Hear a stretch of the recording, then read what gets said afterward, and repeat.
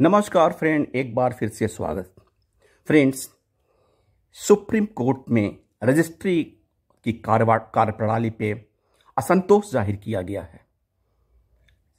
चाहे वो जस्टिस चंद्रचूड़ हो, चाहे चीफ जस्टिस हो या वरिष्ठ वकील हैं।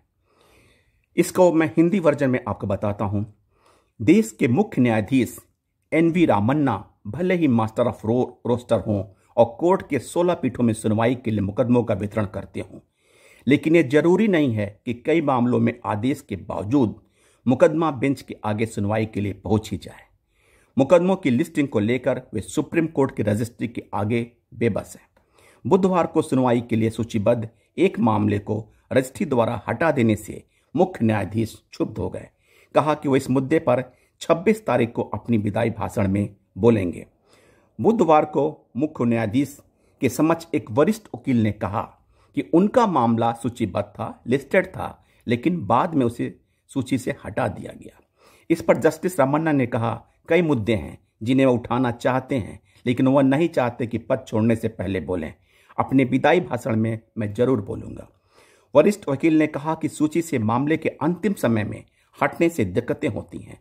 हम रात को 8 बजे तक तैयारी करते हैं, वादी से भी बातचीत होती है।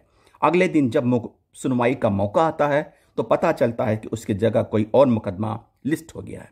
कोर्ट में बैठा लिए गए थे अधिकारी, और पिछले हफ्ते जस्टिस DY चंद्रचूड़ की पीठ ने रजिस्ट्री अधिकारियों से जवाब मांगा था कि मुकदमा एक निश्चित दिन पर लगने का आदेश जारी होने के बावजूद उसे क्यों नहीं लगाया गया। इसके पूर्व एक मुख्य न्यायाधीश ने रजिस्ट्री के अधिकारियों को कोर्ट में ही बिठा लिया था और कहा था कि वह सुने वकील से कैसे शिकायत करते हैं। अर्दली की टोपी बदलवाना हो गया था मुश्किल। रजिस्ट्री में लाल पिताशाही का आलम यह है कि एक जज को अपने अर्दली की फटी हुई टोपी बदलवाने में बड़ी मशक्कत करनी पड़ी। वह जज बाद में देश के मुख्य न्यायाधीश भी बने। जज साहब ने अपना अनुभव साझा करते हुए बताया कि उन्होंने अर्दली से टोपी के बारे में पूछा तो उसने बताया कि कई बार प्रयास करने के बावजूद बदलवाना नहीं हो पाया। इस पर न्यायाधीश ने रजिस्ट्री के फोन किया, लेकिन कोई बात नहीं बनी। फिर लिखकर देने के 2 महीने के बाद अर्दली की टोपी की बदली हो सकी। एक बात यहाँ पे मैं बता दूं कि रजिस्ट्री क्या है। सुप्रीम कोर्ट का रजिस्ट्री वो कार्यालय है जो सभी दस्तावेजों को स्वीकार करता है और उन पर कार्रवाई आगे बढ़ाता है। मुख्य न्यायाधीश के आदेश पर मुकदमे का आवंटन करता है। सुप्रीम कोर्ट का रोस्टर व्यापक तौर पर वर्गीकृत कैटेगराइज्ड सब्जेक्ट मैटर पर आधारित होता है। जब कोर्ट में कोई नया मामला दायर होता है तो उसे एक सब्जेक्ट के अंतर्गत कैटेगराइज कर दिया जाता है। रजिस्ट्री में 6 रजिस्ट्रार होते हैं, जिनका प्रमुख सेक्रेटरी जनरल होता है। इसके अधिकारी जिला जज के दर्जे के न्यायिक अधिकारी होते हैं। फ्रेंड्स, इन कहने का तात्पर्य है कि सुप्रीम कोर्ट की रजिस्ट्री में उनकी कार्यप्रणाली पे जब उंगली उठ रही है तो आप बताइए वो उन मुकदमा वालों को, उन क्लाइंट्स का क्या होगा जो निरीह हैं, जिनके पास कोई पावर नहीं है, जिनके पास कोई सोर्स नहीं है।